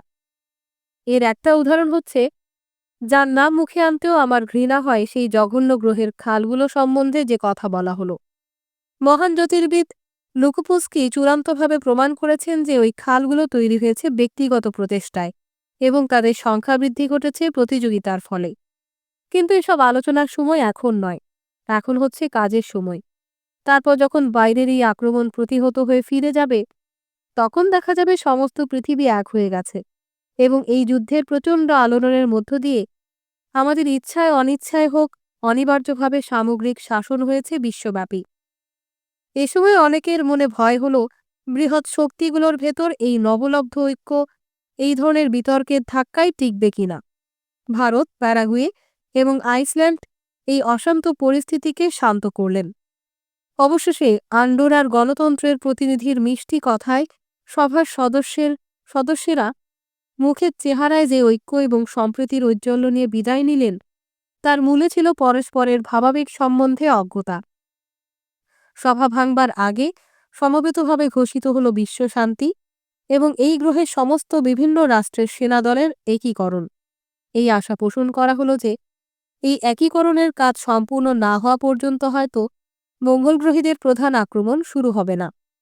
কিন্তু তার আগে সমস্ত প্রস্তুতি এবং সম্প্রীতি সত্ত্বেও বাইরে নিশ্চিন্ত বিশ্বাসের ভাব দেখালেও ভেতরে ভেতরে ভয় জেগে রইল সবার মনেই। এ ভয় থেকে মুক্ত রইলেন শুধু সেই গোষ্ঠীর কয়েকজন এবং তার সহযোগীরা। এই ব্যাপক উত্তেজনা এবং আতঙ্কের পরিস্থিতিতেও কিন্তু সমস্ত ব্যাপারটা সম্বন্ধে কারো কারো মনে সন্দেহ ছিল, কিন্তু প্রকাশ্যে মুখ খোলা নিরাপদ হবে না বুঝে তারা মুখ বুজে থাকতেন। রাষ্ট্রীয় শাসন কর্তৃপক্ষের সদস্যরা জানতেন তারা নিজেরা কখনো এই মঙ্গল গ্রহের ভীষণ জীব দেখেননি, তাদের প্রাইভেট সেক্রেটারিরাও জানতেন তারাও কখনো দেখেননি। কিন্তু চারিদিকে আতঙ্ক যখন চরমে উঠেছে তখন এরা কেউ তা প্রকাশ্যে স্বীকার করতে সাহস পেলেন না, কারণ অবিশ্বাসের মনোভাব প্রকাশ করলেই গদি হারাবার ভয় তো ছিলই, তার উপর ক্ষিপ্ত জনতার হাতে প্রাণ হারাবারও ভয় ছিল। ব্যবসায় ক্ষেত্রে স্যার থিওফিলাস, স্যার বলবাস এবং স্যার পাবলিয়াসের প্রতিদ্বন্দ্বীরা স্বাভাবিক কারণেই এদের অসামান্য সাফল্যে ঈর্ষাবোধ করলেন এবং মনে মনে এই ইচ্ছা পোষণ করতে লাগলেন যে কোনো উপায়ে সম্ভব হলেই এদের টেনে নামাবেন। আগে সংবাদপত্র জগতে ডেইলি থান্ডার প্রায় ডেইলি লাইটনিংয়ের মতোই প্রভাবশালী ছিল, কিন্তু এই আতঙ্ক প্রচার অভিযানের উত্তেজনাময় পরিস্থিতিতে ডেইলি থান্ডারের আওয়াজ চাপা পড়ে গেল। সম্পাদক রাগে দাঁত কড়মড় করলেন, কিন্তু বুদ্ধিমান লোক তিনি সুযোগের অপেক্ষায় ধৈর্য ধরে রইলেন। তিনি জানতেন জনতার হুজুগ যতক্ষণ জোরালো থাকে ততক্ষণ তার বিরোধিতা করে লাভ হয় না। যে বৈজ্ঞানিকরা পেন্ডেরেক মাকলকে অপছন্দ এবং অবিশ্বাস করতেন, তারা যখন দেখলেন তাকে নিয়ে এমন করা হচ্ছে যেন তিনি সর্বকালের সেরা বৈজ্ঞানিক, তখন স্বাভাবিক কারণেই তাদের মাথা গরম হয়ে উঠল। তাদের অনেকেই ইনফ্রা রেডিওস্কোপ যন্ত্রটি খুলে দেখেছিলেন। এই একটি লোক ঠকানো ধাপ্পাবাজি, কিন্তু নিজেদের চামড়া বাঁচাবার খাতিরেই তারা ভাবলেন এই বিষয়ে নীরব থাকাই বুদ্ধিমানের কাজ। তাদের ভেতর শুধু একজন যুবক সুবুদ্ধির ধার ধারলেন না। এর নাম টমাস শভেল পেনি। অনেক ইংরেজ পাড়ায় লোকে তাকে সন্দেহের চোখে দেখত, তার কারণ তার পিতামহ ছিলেন শিমেল ফেনিক নামে একজন জার্মান, যিনি প্রথম বিশ্বযুদ্ধের সময় নাম বদল করে নিয়েছিলেন। টমাস শভেল পেনি ছিলেন একজন শান্ত স্বভাব ছাত্র, বড় বড় ব্যাপারে অনভ্যস্ত, রাজনীতি এবং অর্থনীতি দুই বিষয়েই সমান অজ্ঞ এবং কেবলমাত্র পদার্থবিজ্ঞানে সুদক্ষ। ইনফ্রা রেডিওস্কোপ কেনবার পয়সা তার ছিল না, কাজেই যন্ত্রটি যে ভুয়ো তা তিনি নিজে দেখে জানবার সুযোগ পেলেন না। যারা জেনেছিলেন তারাও ব্যাপারটা গোপন রাখতেন, এমনকি একসঙ্গে মদ্যপানের অন্তরঙ্গ পরিবেশেও এ ব্যাপারে মুখ খুলতেন না। কিন্তু বিভিন্ন লোকের মুখে তিনি তাদের দেখার যে বিভিন্ন রকমের বর্ণনা শুনলেন, সেগুলোর ভেতর তিনি কতগুলো অদ্ভুত অসঙ্গতি লক্ষ্য করলেন। এই অসঙ্গতি থেকেই তার বৈজ্ঞানিক মনে কতগুলো সন্দেহের উদয় হলো, কিন্তু তার সরল বুদ্ধিতে তিনি ভেবে পেলেন না এ ধরনের রূপকথা সৃষ্টি করে কার কি লাভ হবে। নিজে তিনি আদর্শ এবং সংযত চরিত্রের লোক হলেও এমন একটি বন্ধুকে তিনি তীক্ষ্ণ বুদ্ধি এবং অন্তর্দৃষ্টির জন্য মূল্যবান মনে করতেন যে স্বভাব চরিত্রের দিক দিয়ে তার মতো সৎস্বভাব ছাত্রের বন্ধুরূপে মনোনীত হবার যোগ্য ছিল না। এই বন্ধুটির নাম ছিল ভেরিটি হকপকাস। ভেরিটি প্রায় সর্বদাই নেশাগ্রস্ত থাকত এবং সাধারণ পানশালার বাইরে তাকে বড় একটা দেখা যেত না। লন্ডন শহরের একটা অত্যন্ত বাজে বস্তিতে তার একটিমাত্র শোবার ঘর ছিল। সেই ঘরে সে রাতে ঘুমত, কিন্তু এ কথাটা সে কাউকে জানতে দিত না। সাংবাদিকতায় আশ্চর্য প্রতিভা ছিল তার, এবং যখনই টাকার টানাটানির দরুন মদ্যপান বন্ধ রেখে প্রকৃতিস্থ থাকতে হতো তখনই সে বাধ্য হয়ে এমন দুর্দান্ত কৌতুক রসে ভরা প্রবন্ধাদি লিখে ওই ধরনের লেখা যেসব কাগজে ছাপা হতো তাতে পাঠিয়ে দিত। তারা ওই লেখাগুলো না চেপে পারত না। একটু উঁচু শ্রেণীর কাগজগুলোতে অবশ্য তার লেখা জায়গা পেত না, কারণ ধাপ্পাবাজি বা ভণ্ডামিকে সে ছেড়ে কথা কইত না। রাজনীতি জগতের নিচুতলার সব খবরই তার জানা ছিল, কিন্তু তার এই জানাকে কি করে নিজের পক্ষে লাভজনক করা যায় সেটা তার জানা ছিল না। পরপর অনেক চাকরি সে পেয়েছিল, কিন্তু একটিও রাখতে পারেনি। প্রতিবারই তার মনিবরা টের পেয়েছিলেন তারা গোপন রাখতে চান এমন অনেক অসুবিধাজনক গুপ্ত কথা সে জানতে পেরেছে, এবং টের পেয়েই তাকে ছাড়িয়ে দিয়েছিলেন। বুদ্ধির অভাবেই হোক বা কিছুটা নীতিজ্ঞান অবশিষ্ট থাকার জন্যই হোক, গোপন কথা ফাঁস করে দেবার ভয় দেখিয়ে এদের বা অপর কারো কাছ থেকে একটি কানাকড়িও আদায় করবার চেষ্টা সে কখনো করেনি। তার যেন গুপ্ত কথা নিজের লাভের জন্য ব্যবহার না করে সে সস্তা মদের আড্ডায় যে কোনো সদ্য পরিচিত লোকের সঙ্গে পান করতে করতে একটু একটু করে সেগুলো ছাড়ত। ধাঁধায় পড়ে সভেলপিনি এরই সঙ্গে পরামর্শ করলেন, বললেন, আমার মনে হচ্ছে সমস্ত ব্যাপারটাই ধাপ্পাবাজি, কিন্তু বুঝতে পারছি না এই ধাপ্পার পদ্ধতিটা কি আর উদ্দেশ্যই বা কী। লোকে কি কি জিনিস গোপন রাখতে চায় এ বিষয়ে। তো তোমার জ্ঞান প্রচুর, কি ব্যাপার চলেছে, তুমি হয়তো আমাকে তা বুঝতে সাহায্য করতে পারবে। হকপকাস ব্যঙ্গ মিশ্রিত তাচ্ছিল্যের চোখে লক্ষ্য করে আসছিল কি করে জনসাধারণের আতঙ্কের হিড়িক বৃদ্ধির সঙ্গে সঙ্গে স্যার থিওফিলাসের ঐশ্বর্যও বাড়ছিল। সভেলপিনের কথা শুনে সে খুশি হয়ে উঠল, বলল, ঠিক তোমাকেই আমার দরকার। ব্যাপারটা আগাগোড়া ধাপ্পা, এতে আমার কোনোই সন্দেহ নেই, কিন্তু মনে রেখো ও কথা বলা নিরাপদ নয়। তুমি বিজ্ঞান যতটা জানো আর আমি রাজনীতির যতটুকু জানি, তাই মিলিয়ে আমরা হয়তো এ রহস্য ভেদ করতে পারব। কিন্তু যেহেতু কথা বলা বিপজ্জনক এবং পেয়ালায় চুমুক দিলেই আমার মুখে খই ফোটা শুরু হয়ে যায়, তোমার দরকার হবে আমাকে তোমার ঘরে তালাবদ্ধ করে রাখা। তা তুমি যদি ঘরে আমার জন্য যথেষ্ট পরিমাণে মদ রেখে দাও, তাহলে এই অস্থায়ী কারাবাস আমি সহজেই সয়ে নিতে পারব। প্রস্তাবটা সভেলপিনির মনোপুত হল, কিন্তু তার পকেটের অবস্থা ভালো ছিল না। হকপকাসকে হয়তো বেশ কিছুদিন রাখতে হবে, তার এতদিনের মদ তিনি জোগাবেন কি করে। যাই হোক, হকপকাস বরাবরই যে সমাজের নিচুতলায় ছিল তা নয়। এককালে লেডি মিলিসেন্টের সঙ্গে তার পরিচয় ছিল, দুজনেরই যখন বাল্যকাল। 10 বছর বয়সে লেডি মিলিসেন্টের কি কি গুণ ছিল সে সম্বন্ধে একটা বেশ জাঁকালো প্রবন্ধ লিখে সে একটি ফ্যাশন সম্পর্কিত সাময়িক পত্রে ভালো দামে বিক্রি করল। ভেবে দেখা গেল এই টাকার সঙ্গে স্কুলের শিক্ষক রূপে সভেলপেনের বেতন যোগ করে যে টাকা হবে, তা থেকেই এই কিছুদিনের মদের খরচ চলে যাবে। তখন থেকেই হকপকাস বেশ বিধিবদ্ধভাবে অনুসন্ধান কার্যে লেগে গেল। অভিযানটা যে ডেলি লাইটেনিং থেকেই শুরু হয়েছিল সেটা তো পরিষ্কার বোঝাই গেল। নানাজনের নানা খবর হকপকাসের নখদর্পণে। সে জানত ডেলি লাইটেনিংয়ের সঙ্গে স্যার থিওফিলাসের নিবিড় সম্পর্কের কথা। এও সবারই জানা ছিল যে লেডি মিলিসেন্টই সর্বপ্রথম একজন মঙ্গল গ্রহের বাসিন্দাকে দেখেছিলেন, এবং এই ব্যাপারের বৈজ্ঞানিক অংশটুকু প্রধানত মার্কেলেরই অবদান। ব্যাপারটা কিভাবে ঘটেছে তার একটা মোটামুটি কাঠামো অস্পষ্টভাবে গড়ে উঠল হকপকাসের উর্বর মস্তিষ্কে, কিন্তু তার মনে হলো এ বিষয়ে যারা জানেন তাদের কোনো একজনের মুখ থেকে কথা বার করতে না পারলে আরও স্পষ্টভাবে কিছু জানা যাবে না। হকপকাস সভেলপেনিকে পরামর্শ দিল লেডি মিলিসেন্টের সঙ্গে একটি সাক্ষাৎকার প্রার্থনা করতে, কারণ প্রথম ফটোগ্রাফটি তারই তোলা, সুতরাং পরিষ্কার বোঝা যায় সমস্ত ব্যাপারটির সঙ্গে প্রথম থেকেই তিনি জড়িত। হকপকাস এই ব্যাপারটির যেরূপ নানা রকম অদ্ভুত সম্ভাব্য ব্যাখ্যা দিল তা সভেলপিনি পুরোপুরি বিশ্বাস করলেন না, কিন্তু তার বৈজ্ঞানিক মন বলে দিল অনুসন্ধান শুরু করবার সেরা উপায় হবে হকপকাসের কথা মতো একবার লেডি মিলিসেন্টের সঙ্গে দেখা করা। তিনি তাকে যত্ন করে একটা চিঠি লিখলেন, তাতে বললেন একটা গুরুত্বপূর্ণ ব্যাপারে তিনি তার সাক্ষাৎ প্রার্থী। তাকে বিস্মিত করে লেডি মিলিসেন্ট রাজি হয়ে একটা তারিখ এবং সময়ের নির্দেশ দিয়ে দিলেন। সভেলপিনি চুল এবং পোশাক ব্রাশ করলেন এবং নিজেকে অন্যান্য দিনের তুলনায় অনেক বেশি পরিচ্ছন্ন করে নিলেন। এভাবে তৈরি হয়ে তিনি রওনা হয়ে গেলেন সেই গুরুত্বপূর্ণ সাক্ষাৎকারে। পরিচারিকা তাকে নিয়ে গেল লেডি মিলিসেন্টের নিভৃত কক্ষে, যেখানে আগেকার মতোই তিনি রয়েছেন তার আরামকেদারায় গা এলিয়ে। তার পাশের ছোট্ট টেবিলটার ওপর রয়েছে তার সেই পুতুল টেলিফোন। লেডি মিলিসেন্ট বললেন, মিস্টার সভেলপেনি, আপনার চিঠি পেয়ে আমি বিস্মিত হয়ে ভেবেছিলাম এমন কী বিষয় থাকতে পারে যা নিয়ে আপনি আমার সঙ্গে আলোচনা করতে চান। আমি বরাবরই জেনে এসেছি আপনি একজন প্রতিভাবান বিজ্ঞানী। আমি একজন অস্থিরচিত্ত মহিলা, ধনী স্বামী ছাড়া আমার উল্লেখযোগ্য আর কিছু নেই। কিন্তু আপনার চিঠি পাওয়ার পর আমি আপনার অবস্থা এবং কর্মজীবন সম্বন্ধে ওয়াকিবহাল হবার জন্য কিছুটা শ্রম স্বীকার করেছি। আমার মনে হয় না আপনি টাকার জন্য আমার সঙ্গে দেখা করতে এসেছেন। এই বলে তিনি মনোমুগ্ধকর হাসি হাসলেন। সভেলপেনি এর আগে কখনো এমন কোনো নারীর সঙ্গে সাক্ষাৎ করেননি যিনি একাধারে ধনী ও সুন্দরী। একে দেখে তার মনে যে অপ্রত্যাশিত ভাবাবেগের উদয় হল, তার ফলে তিনি অত্যন্ত বিব্রত বোধ করলেন। নিজেকে মনে মনে বললেন, বাপু হে, তুমি এখানে ভাবাবেগে মত্ত হতে আসোনি। এসেছ একটা গুরুত্বপূর্ণ অনুসন্ধানের ব্যাপারে।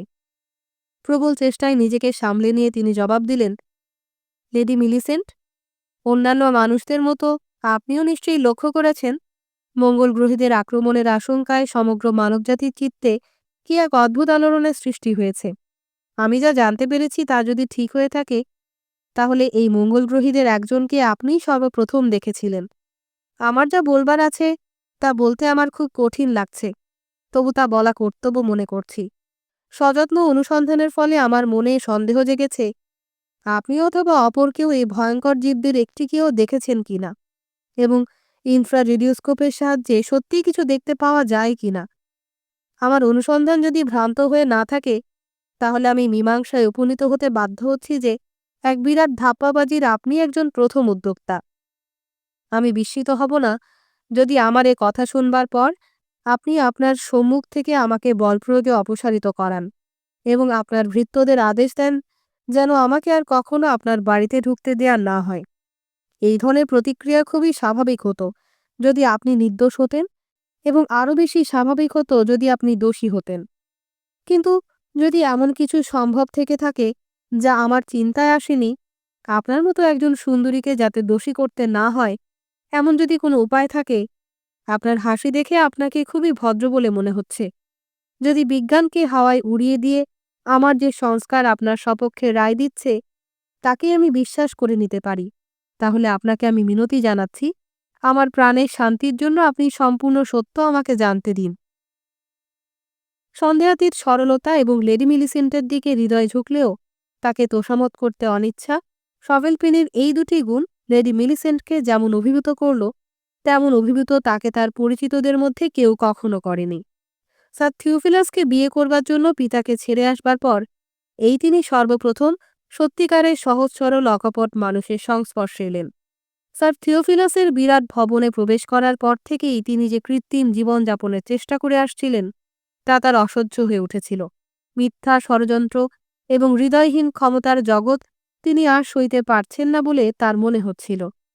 তিনি বললেন, মিস্টার সভেলপিনি, কিভাবে আমি আপনার প্রশ্নে জবাব দেব? আমার স্বামীর প্রতি আমার একটা কর্তব্য আছে, মানবজাতির প্রতিও কর্তব্য আছে, সত্যের প্রতি কর্তব্য আছে। এই তিনটির অন্তত একটির প্রতি আমাকে মিথ্যাচারণ করতেই হবে। কোনটির প্রতি আমার কর্তব্য সবচেয়ে বেশি কি করে আমি তা ঠিক করব? সভেলপিনি বললেন, লেডি মিলিসেন্ট, আপনি আমার মনে আশা এবং কৌতূহল দুই সমানভাবে জাগিয়ে তুলেছেন। আপনার পরিবেশ থেকে বুঝতে পারছি আপনি কৃত্রিম জীবনযাপন করেন, কিন্তু তবু যদি আমি ভুল না করে থাকি, তাহলে আপনার ভেতর এমন একটা জিনিস আছে যা কৃত্রিম না, যা অকপট এবং সরল, যার সাহায্যে পারিপার্শ্বিক নোংরামি থেকে আপনি এখনও মুক্তি পেতে পারেন। আপনাকে কাতর অনুরোধ জানাচ্ছি, সব কথা আপনি খুলে বলুন। সত্যের পবিত্র করা আগুনে পুড়ে আপনার আত্মার দোষমুক্ত হোক। লেডি মিলিসেন্ট এক মুহূর্ত নীরব রইলেন, তারপর তিনি দৃঢ়কণ্ঠে জবাব দিলেন, হ্যাঁ, আমি কথা বলবো। বড় বেশি দিন আমি নীরবে রয়েছি। অচিন্তনীয় অকল্যাণে আমি গা ঢেলে দিয়েছিলাম, কি করছি তা না বুঝে। তারপর একদিন বুঝলাম, তখন মনে হলো বড় বেশি দেরি হয়ে গেছে, আর কোনো আশা নেই। কিন্তু আপনি আমাকে নতুন আশা দিয়েছেন। হয়তো এখনো খুব বেশি দেরি হয়ে যায়নি, হয়তো এখনো কিছু বাঁচানো যেতে পারে, এবং আর কিছু যদি বাঁচাতে না পারি তো অন্তত আমার সেই সততা ফিরে পাব যা বাবাকে দুঃখ থেকে বাঁচাবার জন্য আমি বেঁচে দিয়েছিলাম। স্যার থিওফিলাস যখন মধুঝরা কণ্ঠে দাম্পত্য জীবনে স্বভাবত আমার মন রাখবার জন্য যেভাবে খোশামত করে কথা বলতেন, তার চাইতেও বেশি খোশামদের সুরে কথা বলে আমাকে ঐকান্তিক অনুরোধ জানালেন আমার শিল্প প্রতিভা কাজে লাগিয়ে একটা অদ্ভুত জীব তৈরি করতে। তখন ভবিষ্যৎ নাটকীয় ঘটনাবলীর সূত্রপাতের সেই মুহূর্তে আমি জানতাম না কি ভীষণ উদ্দেশ্যে আমার আঁকা এই ছবিটির প্রয়োজন। আমি অনুরোধটা রক্ষা করলাম। আমি অদ্ভুত জীবটির ছবি আঁকলাম।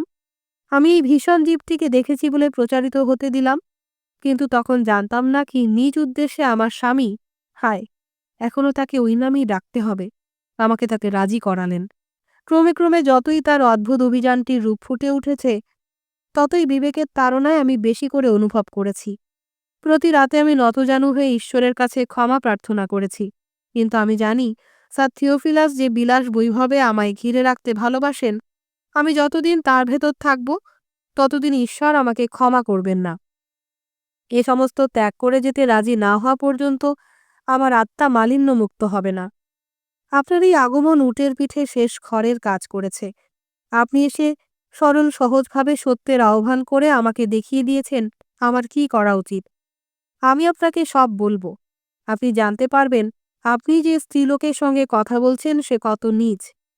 আমার অপরাধের সামান্যতম অংশও আমি আপনার কাছে গোপন করব না, এবং সবকিছুই যখন আমার খুলে বলা হয়ে যাবে, তখন হয়তো যে নোংরা অপবিত্রতা আমাকে আক্রমণ করেছে তা থেকে মুক্ত হয়ে আবার আমি নিজেকে নির্মল বোধ করব।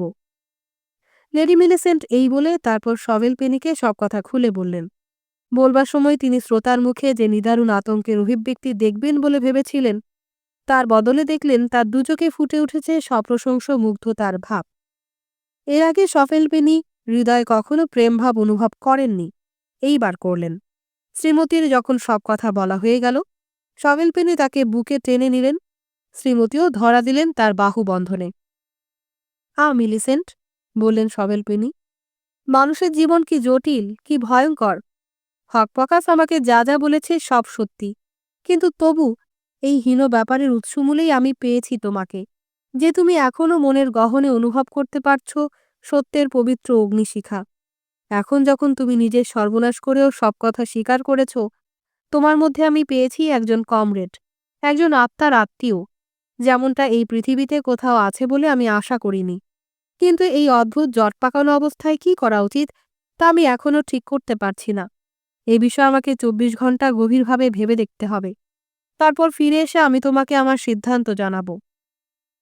আপন আবাসে যখন ফিরে গেলেন সবেল পেনি, যখন তার মোহাচ্ছন্ন অবস্থা, কি অনুভব করছেন বা কি চিন্তা করছেন কিছুই যেন বুঝে উঠতে পারছেন না, খকপকাস তখন বিছানায় শুয়ে মদের নেশায় চুর হয়ে নাক ডাকাচ্ছে। এই লোকটার ব্যঙ্গাত্মক মন্তব্য শুনতে তার ইচ্ছা হলো না। মিলিসেন্ট সম্পর্কে তার মনে যে অনুভূতির উদয় হয়েছিল তার সঙ্গে এর দৃষ্টিভঙ্গির সামঞ্জস্য ছিল না। মিলিসেন্টের রূপমুগ্ধ সবেল পেনি মিলিসেন্টকে দোষী ভাবতে পারলেন না। তিনি হকপকাসের বিছানার ধারে এক বোতল হুইস্কি আর একটা গ্লাস রেখে দিলেন। তিনি জানতেন আগামী 24 ঘন্টার ভেতরে এই ব্যক্তিটি যদি এক মুহূর্তের জন্যও জেগে ওঠে, তাহলে সামনে মদ দেখে সে লোভ সামলাতে পারবে না এবং তার ফলে আবার ডুবে যাবে আত্মবিস্মৃতির তলায়। এভাবে বিনা ব্যাঘাতে 24 ঘন্টা কাটাবার পাকা ব্যবস্থা করে তিনি গ্যাসের আগুনের ধারে চেয়ারের ওপর বসে পড়লেন এবং মন স্থির করবার চেষ্টা করতে লাগলেন। জনসাধারণের প্রতি কর্তব্য এবং ব্যক্তিগত কর্তব্য, দুরকম কর্তব্য নির্ধারণ করাই শক্ত হয়ে উঠল। যারা এই ষড়যন্ত্রটি তৈরি করেছিলেন তারা সবাই দুষ্ট লোক। তাদের উদ্দেশ্য ছিল অত্যন্ত হীন এবং তাদের কাজের ফলে মানবজাতির ভালো হবে না মন্দ হবে তা নিয়ে তারা আদৌ মাথা ঘামাননি। ব্যক্তিগত লাভ এবং ব্যক্তিগত ক্ষমতাই ছিল তাদের একমাত্র লক্ষ্য। মিথ্যা, প্রতারণা এবং সন্ত্রাস সৃষ্টি ছিল তাদের উদ্দেশ্য সিদ্ধির উপায়। তিনি কি নীরব থেকে নিজেকে এই জঘন্য ব্যাপারের অংশীদার করবেন? যদি তা না করেন, যদি মিলিসেন্টকে রাজি করান প্রকাশ্যে সবকিছু স্বীকার করতে যা তিনি পারবেন বলে জানতেন, তাহলে মিলিসেন্টের অবস্থা কি হবে? তার স্বামী তাকে কি করবেন? কল্পনার চোখে সভেল পেনি দেখলেন সুন্দরী মিলিসেন্ট ধুলোয় লুটাচ্ছেন, পিষ্ট হচ্ছেন অনেক মানুষের পায়ের তলায়। বর্বর জনতা তাকে টুকরো টুকরো করে ছিঁড়ে ফেলছে। এই দৃশ্য তার অসহ্য মনে হলো। তবু তিনি ভাবলেন তাদের কথাবার্তার সময় মহত্বের যে স্ফুলিঙ্গ তার ভেতর তিনি জেগে উঠতে দেখেছিলেন তাকে নতুন করে নেবানো চলবে না। লাভজনক মিথ্যার নরম বিছানায় শুয়ে জীবন কাটানো যাবে না মহিষী মিলিসেন্টকে। অতএব তার মন ঘুরে গেল এর বিকল্প সম্ভাবনার দিকে। স্যার থিওফিলাস এবং তার সহযোগীদের কি জয়গৌরব লাভ করতে দেয়া হবে? এই সপক্ষে একাধিক জোরালো যুক্তি ছিল। এই ষড়যন্ত্রটির জন্ম হবার আগে পূবে পশ্চিমে লড়াই আসন্ন হয়ে উঠেছিল।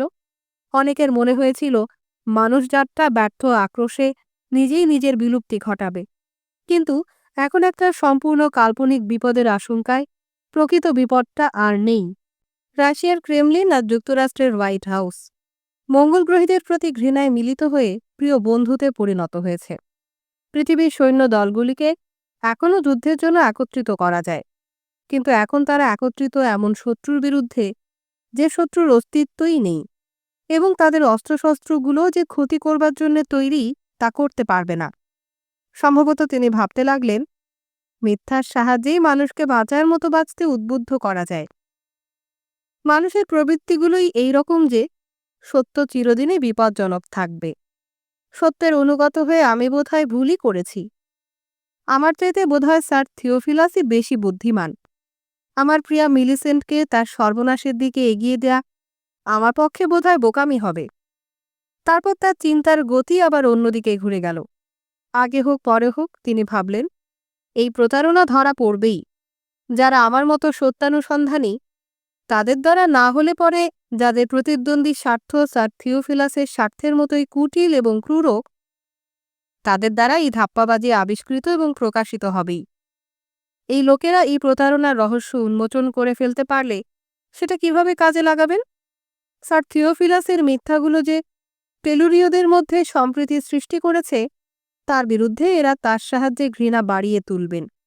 গোটা ষড়যন্ত্রের মুখোশ যখন আগে হোক পরে হোক খুলে পড়বেই, তখন ঈর্ষা এবং প্রতিযোগিতার তরফ থেকে না হয়ে সত্যের মহান আদর্শের নামেই সেটা হওয়া ভালো নয় কি?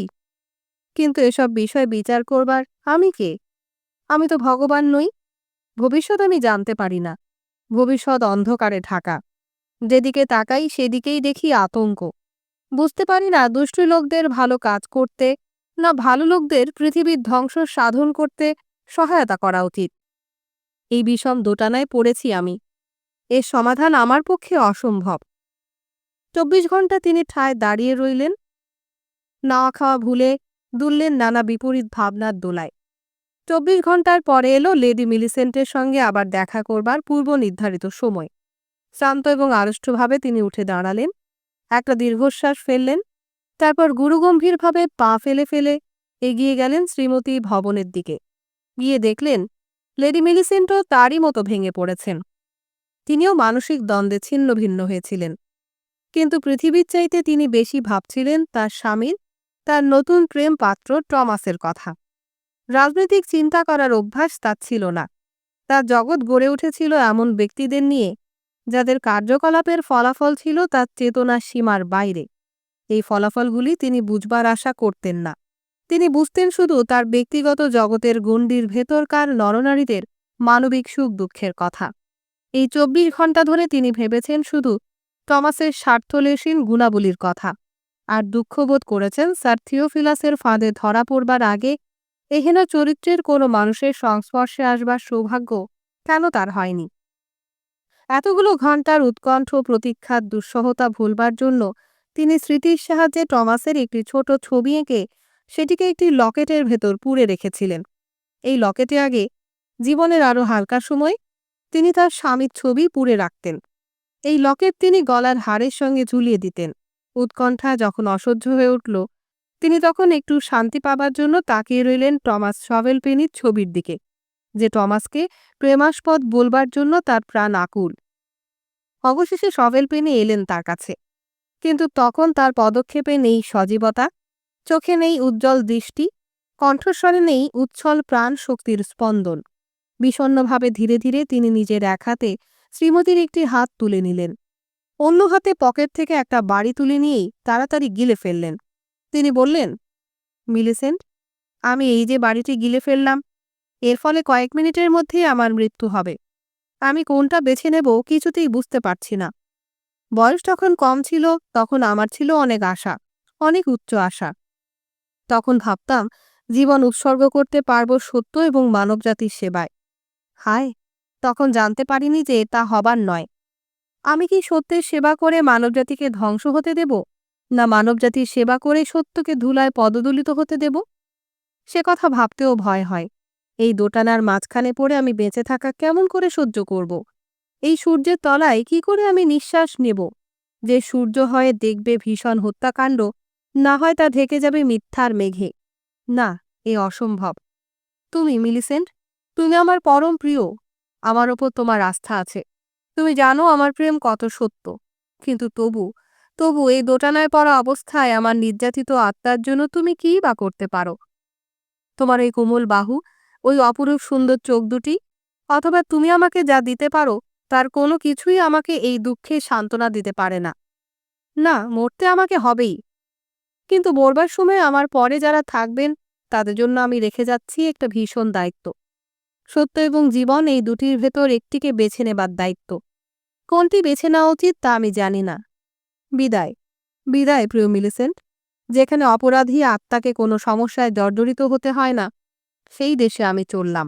বিদায়। অন্তিম আবেগে একবার মুহূর্তের জন্য তিনি মিলিসেন্টকে জড়িয়ে ধরলেন। তারপর টমাসের হৃদস্পন্দন বন্ধ হয়ে গেছে অনুভব করেই মিলিসেন্ট মূর্ছিতা হয়ে পড়ে গেলেন। মূর্ছা ভঙ্গের পর তিনি তার গলা থেকে লকেটটি ছিনিয়ে নিলেন। কমনীয় আঙ্গুল দিয়ে লকেটে খুলে তিনি টমাস সবেলপিনির ছোট্ট ছবিটি তার ভেতর থেকে বার করে নিলেন। ছবিটিকে চুম্বন করে তিনি বললেন, ওগো মহাপ্রাণ, যদিও তুমি মৃত, যদিও তোমার যে অধরে আমি এখন বৃথা চুম্বন এঁকে দিচ্ছি তার আর কথা কইতে পারে না, তবু তোমার কিছুটা এখনো বেঁচে আছে, বেঁচে আছে আমার বুকের ভেতর। আমার মধ্য দিয়ে, এই তুচ্ছ আমার মধ্য দিয়েই মানুষকে তুমি যে বাণী দিতে চেয়েছ, মানুষের কাছে সে বাণী পৌঁছবে। এই বলে তিনি টেলিফোন তুলে ডাকলেন ডেলি থান্ডারকে। কয়েকদিন বাদে এ সময়ে লেডি মিলিসেন্টকে তার স্বামীর এবং তার অনুচরবৃন্দের কোপ থেকে রক্ষা করলেন ডেলি থান্ডার পত্রিকার কর্তৃপক্ষ। লেডি মিলিসেন্টের কাহিনী বিশ্বব্যাপী সবারই বিশ্বাস লাভ করল। প্রত্যেকেই হঠাৎ সাহস পেয়ে স্বীকার করলেন ইনফ্রারেডিওস্কোপের মধ্যে তিনি কিছুই দেখতে পাননি। মঙ্গল গ্রহীদের সম্পর্কে আতঙ্ক যেমন তাড়াতাড়ি চরমে উঠেছিল, তেমনি তাড়াতাড়ি থেমে গেল। থেমে যাওয়ার সঙ্গে সঙ্গেই পূবে পশ্চিমে আবার মনান্তর শুরু হলো, এবং মনান্তর অচিরেই পরিণত হলো খোলাখুলি যুদ্ধে। যুদ্ধসাজে সজ্জিত জাতিবৃন্দ বিস্তীর্ণ কেন্দ্রীয় সমতল ভূমিতে সমবেত হল। আকাশ কালো হয়ে গেল অ্যারোপ্লেনে। ডাইনে বাঁয়ে আণবিক বিস্ফোরণ ধ্বংস ছড়াতে লাগল। বিরাট বিরাট কামান থেকে গোলা বেরিয়ে মানুষের পরিচালনা ছাড়াই লক্ষ্য সন্ধানে ছুটতে লাগল। হঠাৎ সব আওয়াজ থেমে গেল। প্লেনগুলো মাটির বুকে নেমে এলো। বন্ধ হয়ে গেল গোলাগুলি। রণভূমির অনেক দূরে সাংবাদিকরা একাগ্র উৎসাহে তাদের এই অদ্ভুত পেশা অনুযায়ী যা দেখবার দেখছিলেন। তারা লক্ষ্য করলেন এই হঠাৎ নিস্তব্ধতা। তারা বুঝতে পারলেন না এই নিস্তব্ধতার কারণ, কিন্তু সাহস করে তারা এগিয়ে গেলেন যেখানে লড়াই হচ্ছিল। গিয়ে দেখলেন যেখানে লড়াই করছিল সেখানে মরে পড়ে আছে সব সৈন্য। তারা মরেছে, কিন্তু শত্রুর আঘাতে নয়, কোনো অদ্ভুত নতুন অজ্ঞাত কারণে। সাংবাদিকরা ছুটে গেলেন টেলিফোনে, ফোনে খবর পাঠালেন তাদের নিজ নিজ রাজধানীতে। রাজধানীগুলো লড়াইয়ের ক্ষেত্র থেকে অনেক দূরে। সেখানে সংবাদপত্রের অফিসের শেষ সংবাদ বিভাগে খবর পৌঁছল, লড়াই থামিয়ে দিয়েছে। খবরের বেশি আর এগোলো না। এই পর্যন্ত শোনার সঙ্গে সঙ্গেই কম্পোজিটররা পড়ে গেল মরে। ছাপার যন্ত্রগুলো থেমে নীরব হয়ে গেল। মৃত্যু ছড়িয়ে গেল সারা পৃথিবীময়। মঙ্গলগ্রহীরা সত্যিই এসে পড়েছিল। উপসংহার: মঙ্গল গ্রহের কেন্দ্রীয় বিশ্ববিদ্যালয় নীতিশিক্ষার অধ্যাপক লিখিত। মানবজাতির শেষ কয়েক বছরের উপরে লিখিত ইতিহাস রচনা করিতে আমাকে আদেশ করিয়াছেন সেই মহাবীর যাহাকে আমরা সবাই ভক্তি করি, দিগ্বিজয়ী মার্টিন। সেই মহান মঙ্গলগ্রহী তাহার প্রজাদের মধ্যে এখানে সেখানে লক্ষ্য করিয়াছিলেন যে মিথ্যাবাদী দ্বিপদীগুলিকে তাহার সৈন্যরা বীরের মতো এবং যথাযোগ্যভাবে নিশ্চিহ্ন করিয়াছে, তাহাদের প্রতি কেমন একটা দুর্বল হৃদয়াবেগ রহিয়াছে।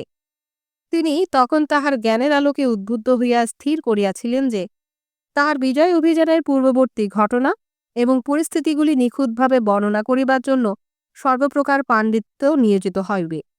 কারণ তার মতো এই ধরনের জানোয়ারগুলিকে আমাদের মহাবিশ্বকে আরও দূষিত করিতে দেয়া ঠিক হইবে না। আমার নিশ্চিত বিশ্বাস পূর্ববর্তী পৃষ্ঠাগুলির প্রত্যেকটি পাঠক তার সাথে একমত হইবেন। আমাদের সপ্তপদী বলিয়া দোষ দেওয়ার সে জঘন্য নিন্দাবাদ কল্পনা করিতে পারি কি? পরিবর্তনশীল ঘটনাগুলিকে আমরা যে মধুর হাসি দিয়া অভ্যর্থনা করি, তাহাকে যে টেলুরীয়গণ অপরিবর্তনশীল কাষ্ঠহাসি বলিয়া বর্ণনা করিয়াছে, তাহাদিগকে কিরূপে ক্ষমা করা যাইতে পারিত? স্যার থিওফিলাসের মতো জানোয়ারকে যেসব সরকার সহ্য করে, তাহাদের সম্পর্কে কি ধারণা করিব?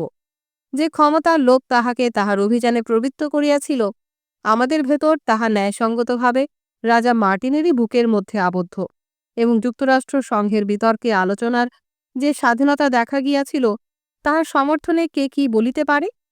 আমাদের এই গ্রহে জীবন কত মহত্তর! এখানে কি চিন্তা করিতে হইবে তাহা নির্ধারিত হয় বীর চরিত্র মার্টিনের আদেশ দ্বারা, এবং সাধারণ ব্যক্তিদের শুধু সে আদেশ মান্য করিতে হয়। এখানে যে বিবরণ দেয়া হইল তাহা প্রামাণ্য। গত টেলুরীয় যুদ্ধ এবং আমাদের সাহসী তরুণদের আক্রমণের পর খবরের কাগজ এবং গ্রামোফোন রেকর্ডে যে টুকরোগুলি অবশিষ্ট ছিল তাহা হইতেই মাল মশলা সংগ্রহ করিয়া এই বিবরণ একত্রিত করা হইয়াছে। এই বিবরণে প্রকাশিত কতগুলি বিবরণের অন্তরঙ্গতায় কেহ কেহ বিস্ময় বোধ করিতে পারেন, কিন্তু দেখা গিয়াছিল স্যার থিওফিলাস তার স্ত্রীর নিভৃত কক্ষে তাহাকে না জানিয়া একটি ডিক্টাফোন যন্ত্র লুকাইয়া রাখিয়া দিয়াছিলেন। এই যন্ত্র হইতেই সভেলপেনির শেষ কথাগুলি পাওয়া গিয়াছে। এই জানোয়ারগুলি আজ জীবিত নাই, ইহা জানিয়া প্রত্যেক মঙ্গলগ্রহীর হৃদয় স্বস্তি বোধ করিবে, এবং এই চিন্তার আনন্দে অধীর হইয়া আমরা কামনা করিব ভিনাস গ্রহেরও সমান জঘন্য অধিবাসীদের বিরুদ্ধে আমাদের প্রিয় রাজা মার্টিন যে অভিযান করিবেন মনস্থ করিয়াছেন, তাহাতেও তিনি তাহার প্রাপ্য জয় গৌরব লাভ করেন। রাজা মার্টিন দীর্ঘজীবী হন।